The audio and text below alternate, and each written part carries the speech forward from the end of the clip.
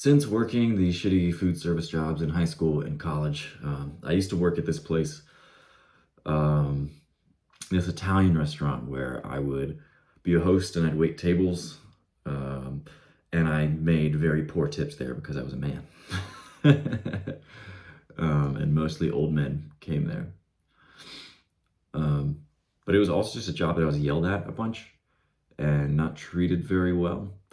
And ever since having that kind of experience being in food service and kind of having similar experiences going along in my career in food service, which wasn't always the case at every place, but I knew that I didn't want to have this kind of working life. And so I started looking into other ways, and I found that I wanted to be like a digital nomad, which is essentially like these guys who work online from their laptops in different places, because I have this grand idea of like traveling the world, because I believe that seeing as much of the world as you can is going to expand your mindset. It's also just hella fun to go see new places, experience new cultures, meet new people. Travel is so much fun.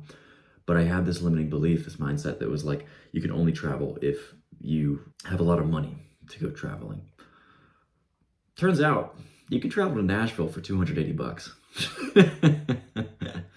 And this is how I did it. Very first thing on the list is just be unemployed. Disappoint your parents. Or if that's not an option for you, negotiate in your position that you have now, either to be able to have time off or to work remotely. So if you are working some kind of food service job, you can probably ask for like 5 days off at a time. If you're more of a salaried position, you can see like what your off days look like, or you can end up negotiating becoming a part-time remote worker where you have periods of time where you're not in the office, or you're only in the office 2 out of the 5 days of your week. This is going to give you the time to be able to actually travel in seasons where it's cheaper to go places. Places just get more expensive, especially during like summers, whenever people and their kids have time off. Places that are known for the destination during that time of season, it's going to be the most expensive then. So try and go off season for wherever you're going. That's my first tip. Second, play the long game and manipulate your friends into believing it's a good idea to go move to cities. So whenever your friends are like, man, I really want to be a musician and I want to move to Nashville, say, that's a great idea. That's such a great idea. You should totally go do it. And then you have friends who you can crash on their couch. Okay, maybe don't manipulate your friends. Or do. I'm not going to tell you what to do. But having friends in a place where you want to go explore is incredibly helpful. Me and Ian, whenever we went to Nashville, did not pay a cent in living. That's going to be your number one cost. If you're not taking the plane, is going to be just your stay. So if you're renting an Airbnb or a hotel, if you can cut that out by having a friend who lives there and crashing on their couch, or buying an air mattress. I'm showing you this one on Amazon right now for like under $40. Buy an air mattress, dude, and crash at your friend's place, or crash on a couch. That's going to save you so much money. Literally one of your biggest expenses. Your second biggest expense is probably going to be transport. So find your cheapest way to get to places. Also, you don't always have to travel somewhere freaking foreign. Like, I've been across the country onto the West Coast because I live on the East Coast. I'm in North Carolina. I've been to Europe, and like the most expensive part of that is getting the plane ticket to go there.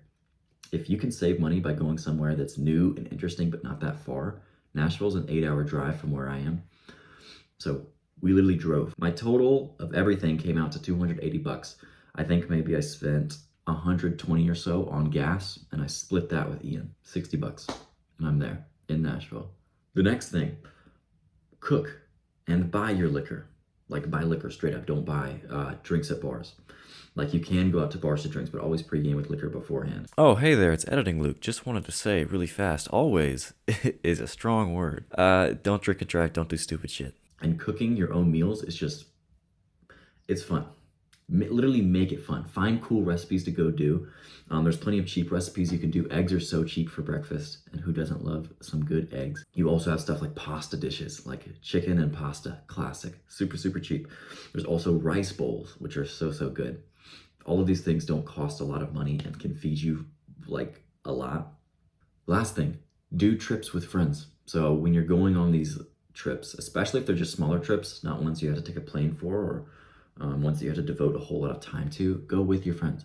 Because I was able to half the cost of my gas because I went with Ian. So instead of paying 120 bucks, I took Ian and we split gas. So it's 60 bucks each. And then we have so much money to like just throw around at the more fun things. Like we still did a bunch of fun things. We had liquor tastings. We went out to really fancy bars. We had macaroons at some cafe. And we kind of just did all this on the spot in the heat of the moment just because we were like, man, what's a fun thing to do right now? And because we weren't super worried about the money, like we were on a budget, but we knew that we had saved enough money by not paying for living and by like driving and splitting gas that we had the money to still somewhat ball out on things to do.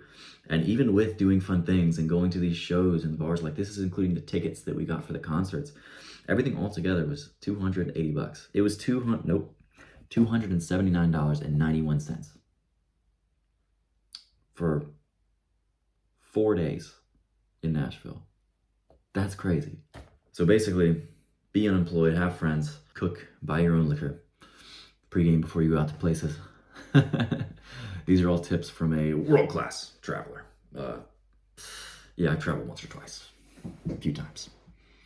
But these things help me save a lot of money going to Nashville, and it's going to help me save a lot of money whenever I'm traveling around to other places too. I'll probably have a trip to Maryland sometime soon, one to Virginia maybe.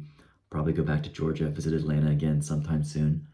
And by using these tips and having people there who I know, the cost of travel is going to be very, very little. Seeing the world is one of the most fun and fulfilling parts of this life, and do not let it pass you by just because of your budget. Act now. Become unstoppable.